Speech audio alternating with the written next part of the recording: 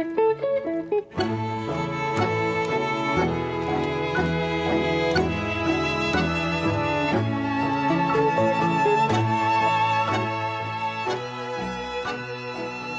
everybody, welcome back to yet another Tango Banter. I am Yelizaveta. It's great to have you with me during this Thanksgiving themed podcast. I decided to do something relating to gratitude because I have a lot of things to be grateful for. And I think sometimes as tango dancers, we might forget some of the things we are blessed to have a lot of that many people don't have. And I'm reminded of this during this particular Thanksgiving. For some reason, I've been thinking a lot about COVID and how far away it feels now. It feels like a dream, really. And I remember how acutely painful it was at the time of COVID to go through this period of not being able to be a tango, to go to the milongas, to travel, to be with friends. And there was something very revealing about my personal experience during COVID in regards to tango, is that I realized that it wasn't actually tango that I was missing, but it was the people. It was the milonga vibe that I was missing. And that's the thing I dreamt about, literally. I was fortunate enough to go through COVID with my partner, Alex. So I did have access to a partner with whom I could dance, but we didn't really dance that much. We maybe danced a few times. I could count it on one hand, the amount of times we danced during COVID, because there was just it wasn't the dance that I was actually missing. It was really that vibe of the milonga. And I remember the very first milonga that I went to after COVID. It was a milonga in San Diego. So my friend and I drove out to San Diego to attend it. And the first embrace that I took, I remember closing my eyes and just soaking in the sounds around me, the people, the laughter, the talking, the shuffling of feet, and just this feeling of presence of other people. So whenever Thanksgiving comes around, I always think a lot about what I appreciate the most about this holiday. And I did not grow up celebrating Thanksgiving. It doesn't exist in Russian culture. So my family is Russian and we didn't celebrate Thanksgiving. And when it comes to family gatherings in general, I didn't really have a good experience with that growing up. Some people are blessed to have really joyful memories associated with family gatherings and family events. I am not so lucky in that department. And for a long time, tango was my family.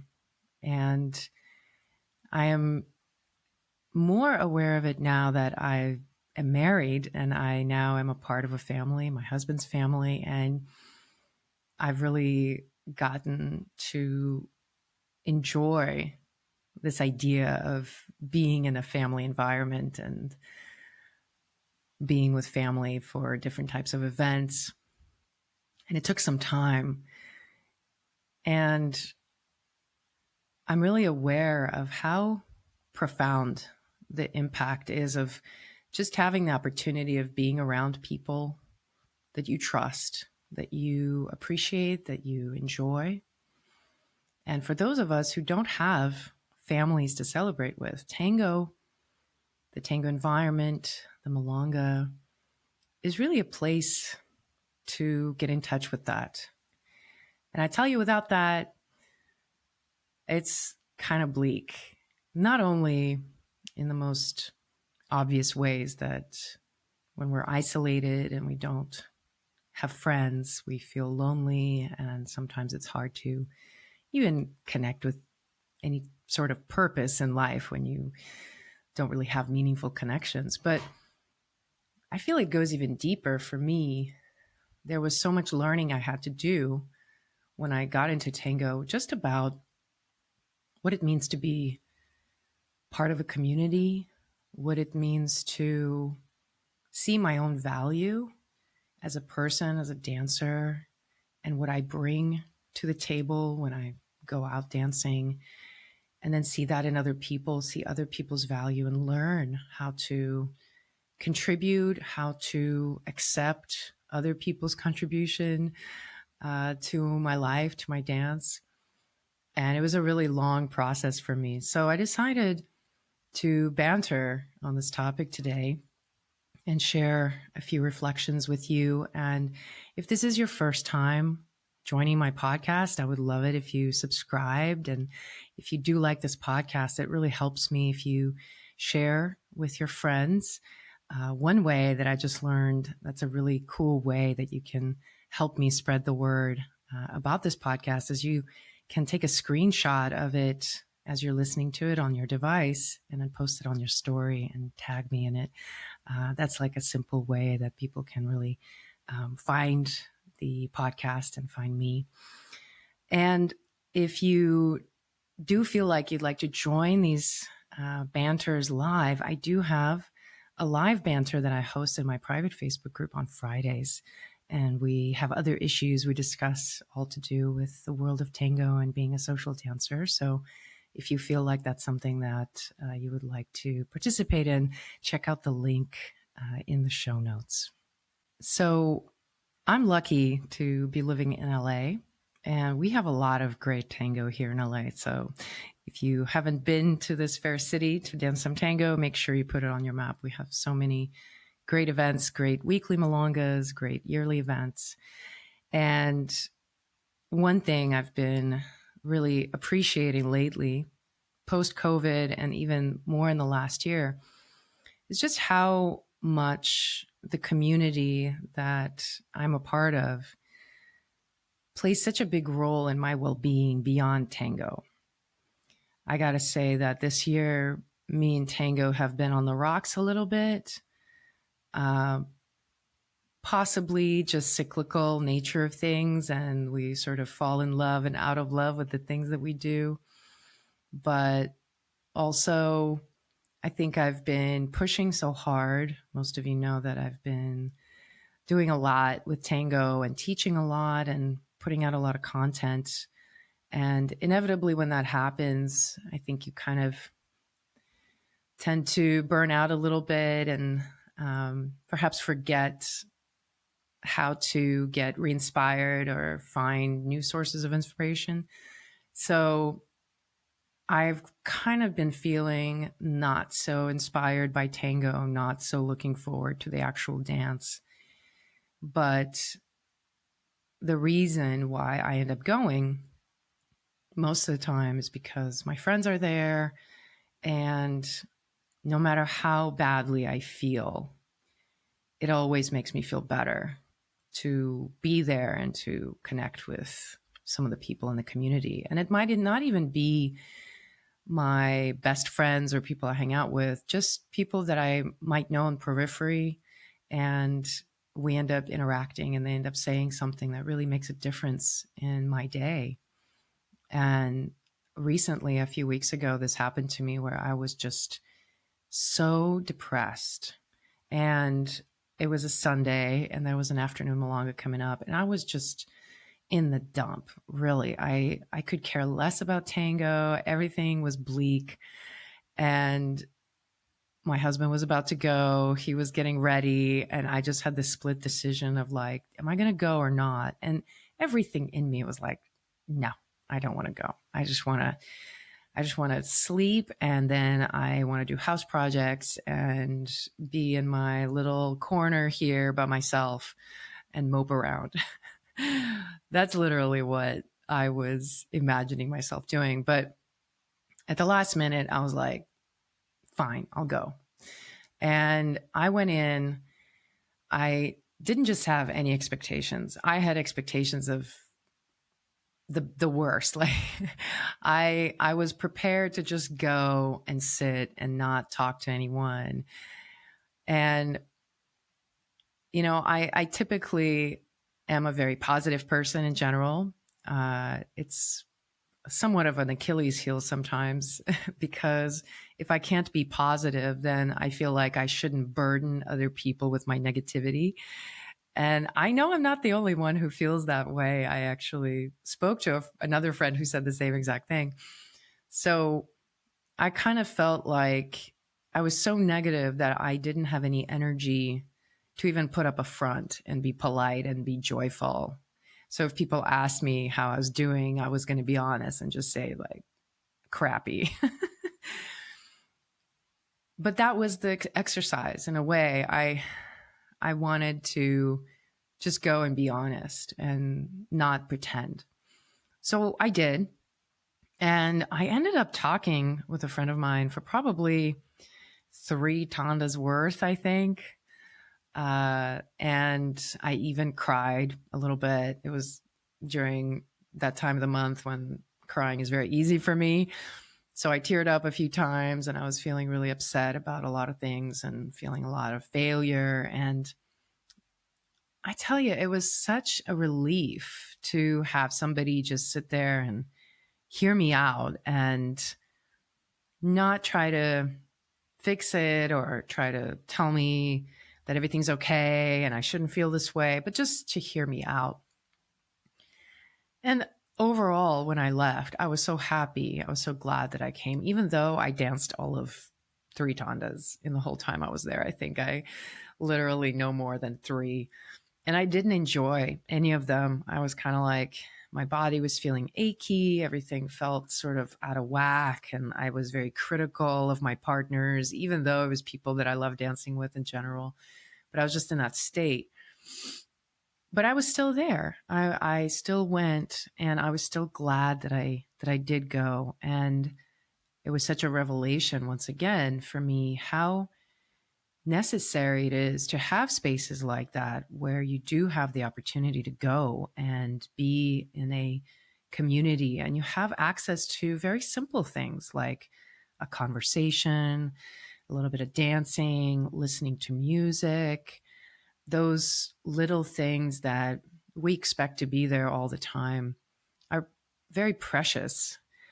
So, to put it into perspective, I happened to go to an art exhibition recently at the Wenda Museum in Los Angeles. So if you live in LA, highly recommend checking out Wenda Museum right now because they have this really profound exhibition of art created by artists who are in prison.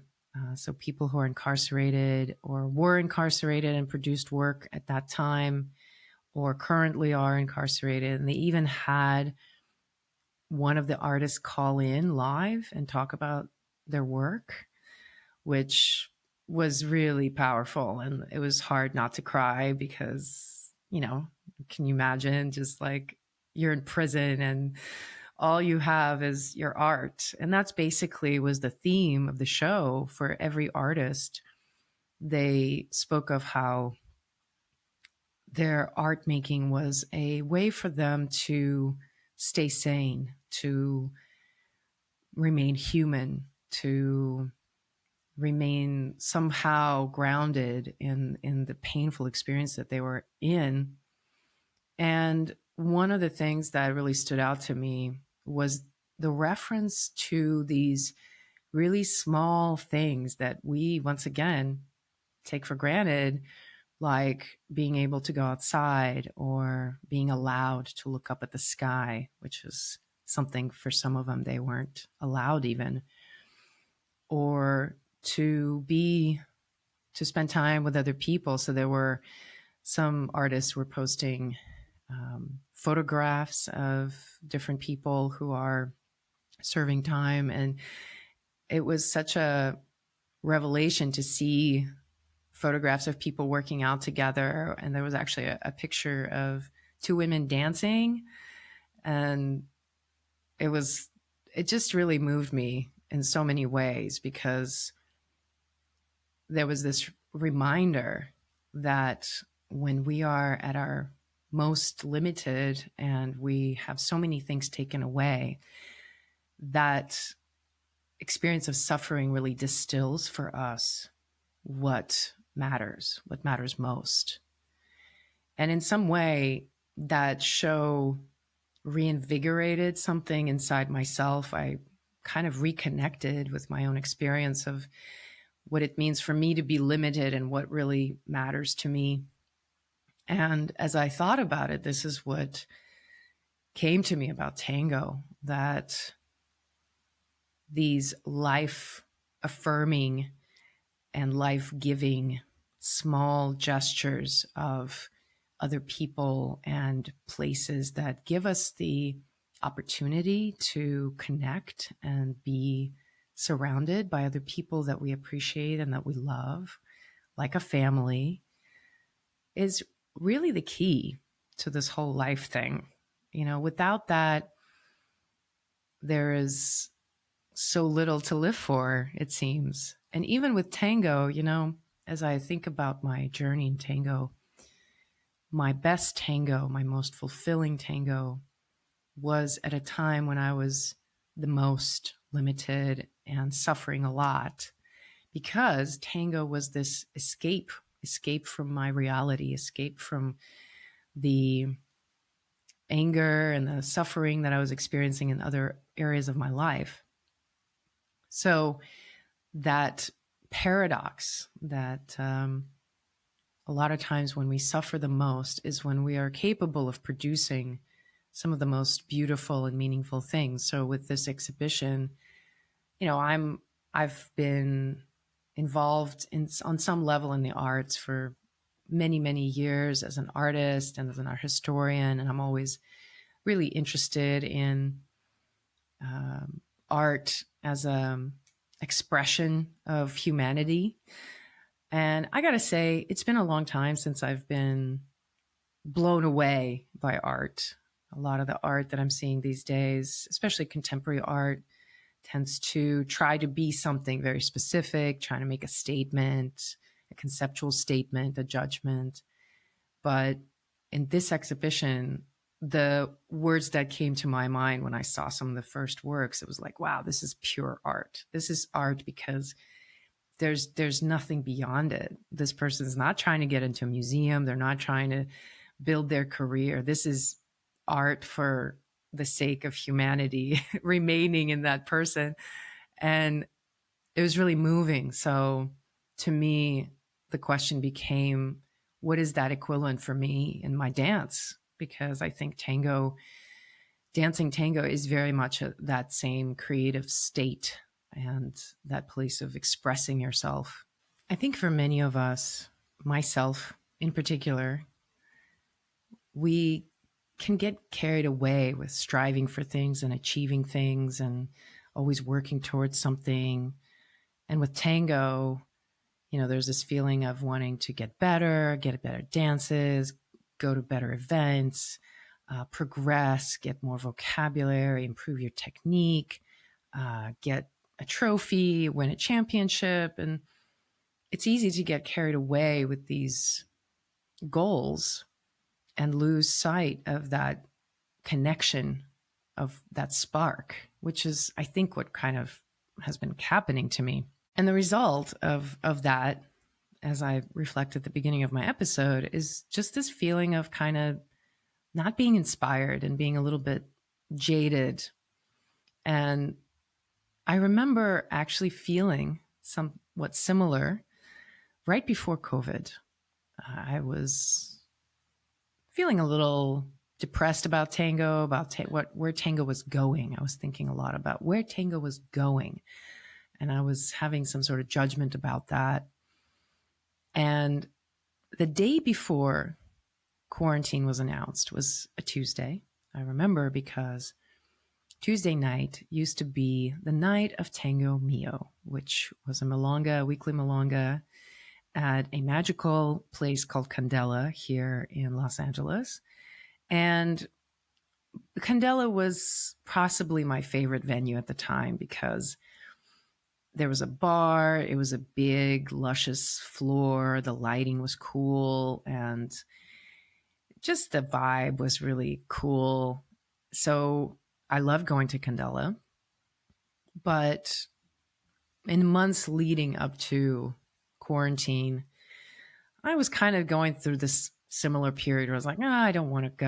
I don't know. Tango is not really like my thing right now. And that Tuesday night, I decided not to go. And Alex did go. And he did report that it was lightly attended, that at that point already there was some people not very happy even that it was happening because there was so much fear around COVID and how contagious it was. So I didn't go. And then the next day, it was quarantine. And then it was however many months, I don't even remember. And after COVID, Tango Mio did not continue. It did not start up again because of the rates, the rental rates and all that. And I always thought about that. I was like, oh, wow, that last Tuesday that I had the chance to go to Tango Mio, I didn't know at the time that was the last time that was going to be my opportunity to dance at this venue. And afterwards, after COVID, it's not that I regret not going. Like some people ask me, do you regret not going? Some of me is like thinking, no, I don't regret it because, I didn't feel like it at the time, whatever. But it does make me think about this thing of like, wow, there's these things that we take for granted that we don't even know that might be just swept away in a second. And there they go. So I bring up Tango Mio and Candela because it just so happens that this week we get a chance to dance at this venue again. Robert Lay is organizing a really special event with a live music orchestra from Europe. And it's really exciting because to me, it's like, wow, we get another chance. I get another chance to dance there. I get to experience this thing of like, remember, we went through COVID and we made it. And now we're on the other side and we get to be together in this venue. And to me, it felt really meaningful when he announced it. So if you are in LA and if you have a similar appreciation for that venue and for Robert Lay, of course, I hope you come out because to me, it feels like a meaningful experience this year to commemorate all that time that we've danced in that venue. It's really special to be able to dance there again because in some way I look back on that time of COVID and I remember the depth of our collective suffering. And now we actually, we made it. We got to experience the relief of that. And many people don't, right? But we got to actually experience the coming back together, especially here in LA. We have so many events happening and it's so exciting to see that Tango came back. Because for a long time, there was this question of like, is Tango going to come back? So I think it's pretty awesome and pretty special that we get to experience this. If you want to learn more about the event, I'm including the link to it in the show notes. But the event is on Sunday, the 26th.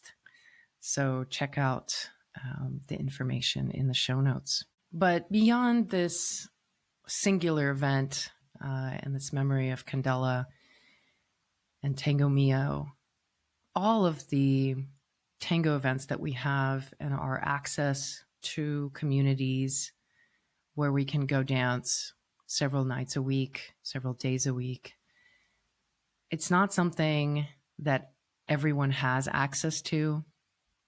And when I think of simple things like being touched, being hugged, being close to people, being able to talk to someone, dancing, seeing people dressed up, listening to an amazing music, those little things is what actually keeps us sane, I think.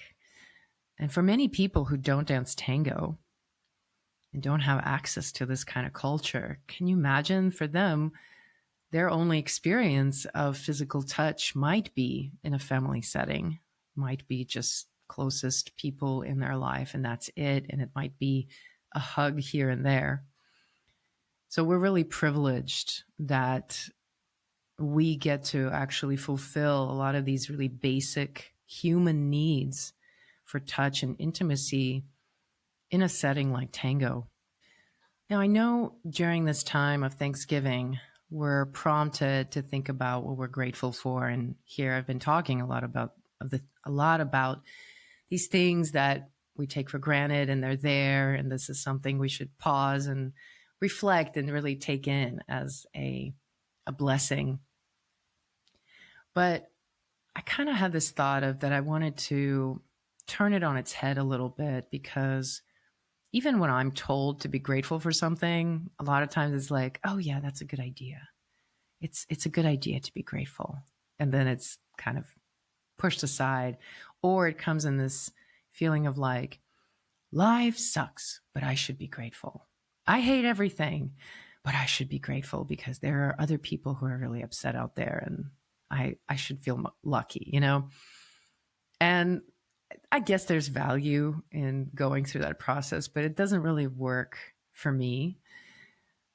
But as I've been reflecting on my changes in my life recently, with getting married and becoming part of a family, it struck me at one point that one of the really fulfilling aspects of being in a family or being in a community that you enjoy and that you really want to be a part of is the opportunity to contribute, to be invested in the success of the community, to support the people there, and to have the satisfaction of contributing in a meaningful way where my presence actually alters someone else's life or someone else's experience in a positive way. I don't think I had an experience of that on a deep level until I learned somewhat to experience it within tango. And it took me many years to learn this, because when I first came in, I was super shy and introverted and really didn't believe that I was anything but just awkward and not interesting. Like I didn't have a sense that I had anything to offer. And I know a lot of people feel this way, you know, they might say like, oh, I'm just a beginner.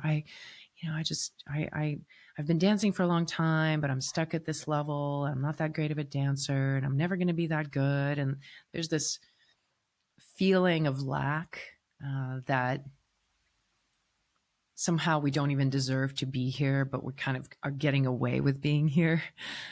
So I had that. I had that sense for a long time.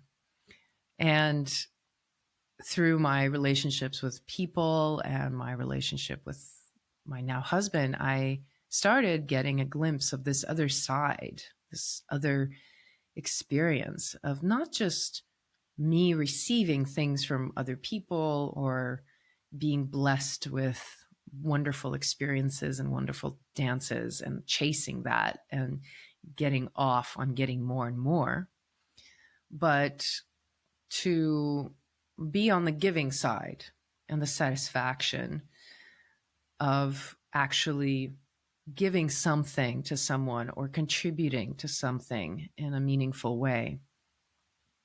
We talked a little bit about this in the last week's banter. Alex and I talked about this whole idea of charity dances, and that for him, there is no such thing as charity, because in every tanda, there's this possibility of contributing or giving something, and that there is a very specific type of pleasure that we actually get when we know that we gifted something to someone. And I've had many experiences of that, whether it's been with dancing with people who are elderly and who are kind of like on the periphery and maybe they don't move very well because of certain limitations, and they don't even try to get a dance with someone like me. But, you know, if I have a relationship with those people and I choose to dance with them frequently, there would just be this incredible gratitude in their eyes. And this actually happened recently. I went out dancing and I ended up dancing with this gentleman who's known me for quite some time and has followed me.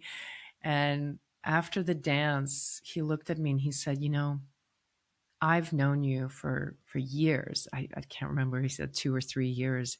And this is the first time we've danced." And he said it a couple of times. And I could tell he was kind of short for words. Like there was not words to express what he was feeling, but there was just this meaningfulness for him to finally dance with me. And on my end, I really heard him. It wasn't like, "Oh yeah, you're welcome. Great." But I really heard him that for him, this was a big deal. The way if I ever get to dance with some dancer I really appreciate, it's meaningful for me. So that space of mind where we're not necessarily thinking about us, ourselves, and getting our piece and sort of scrambling for the tandas and making sure that we get ours, but to feel like we actually are empowered to gift something to other people, that we have something of value. So I thought I would invite a little thought experiment in the spirit of Thanksgiving. And the thought experiment starts with the premise that you, as a dancer, your presence in the tango community is meaningful. Not necessarily in a way that you might see or be aware of. You might never even know. But as I was mentioning, during COVID, to me, what I missed the most was the milonga. And what is a good milonga? A good milonga is when there's a bunch of people dancing tango and they're all happy. That's what a good milonga is, Like, it's fine to dance tango with a group of 6 people, 10 people.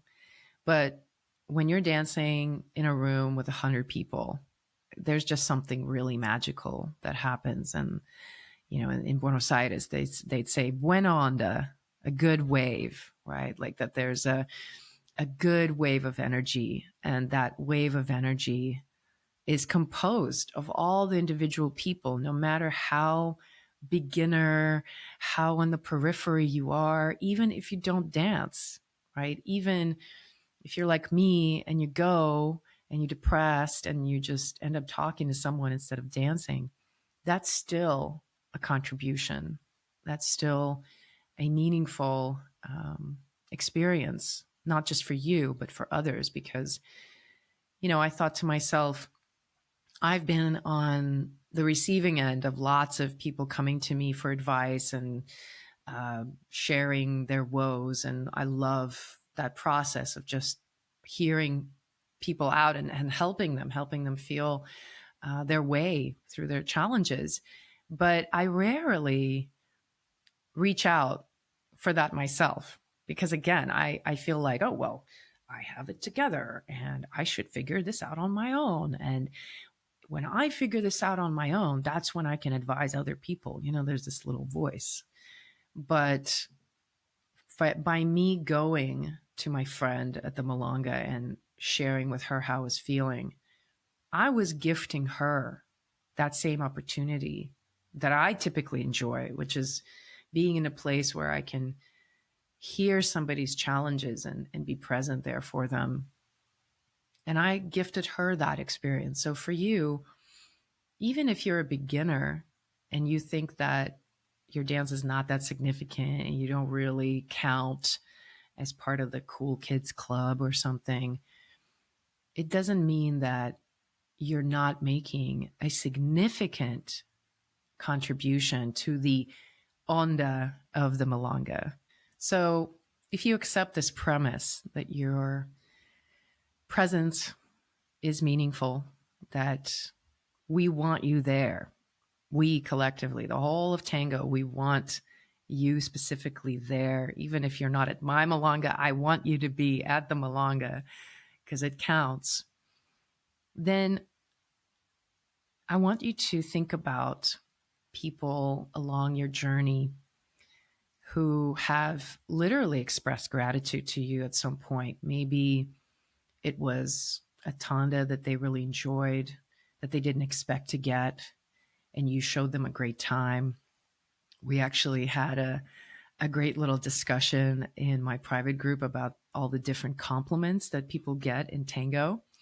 If you haven't seen it, you can go into the group and check it out. And it's really amazing to see all the different varieties of compliments.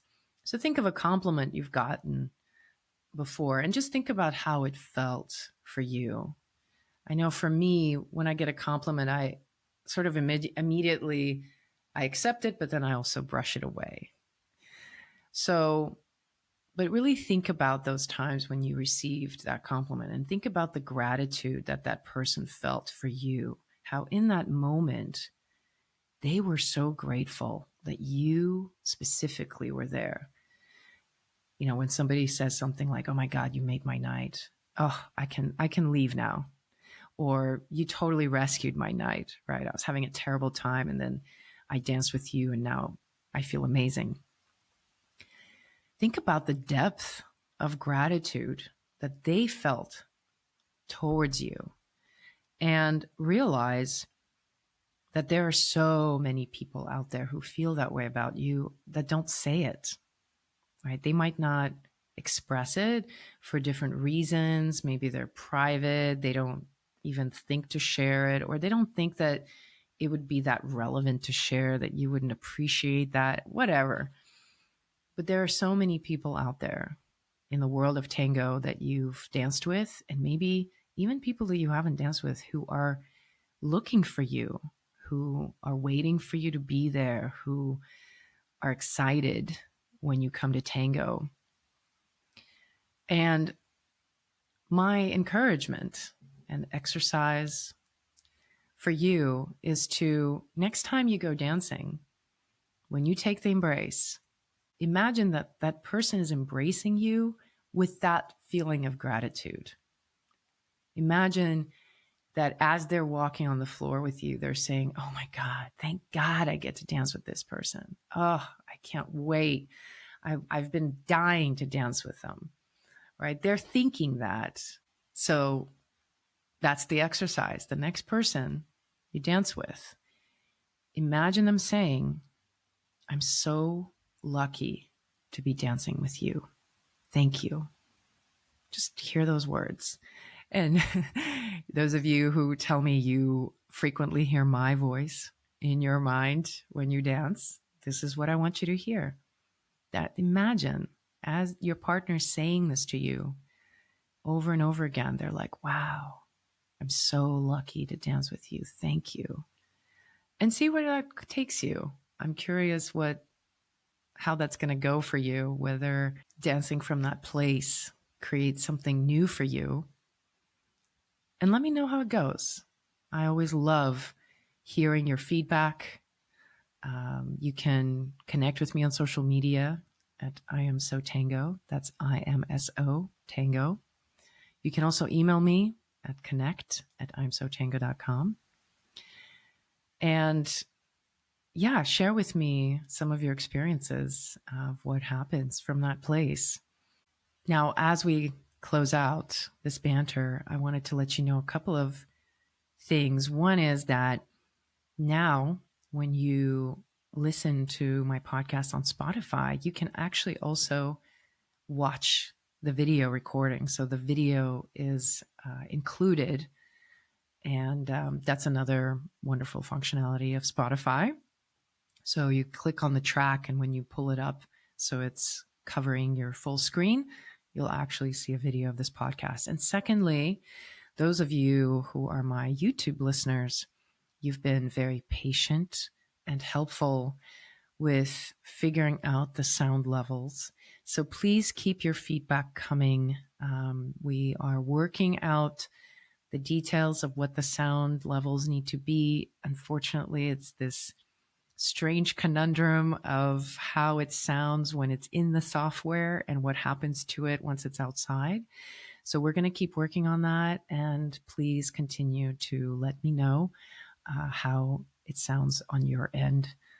And yeah, that's all I got. Happy Thanksgiving, everybody. I am so, so grateful to have all of you in my life.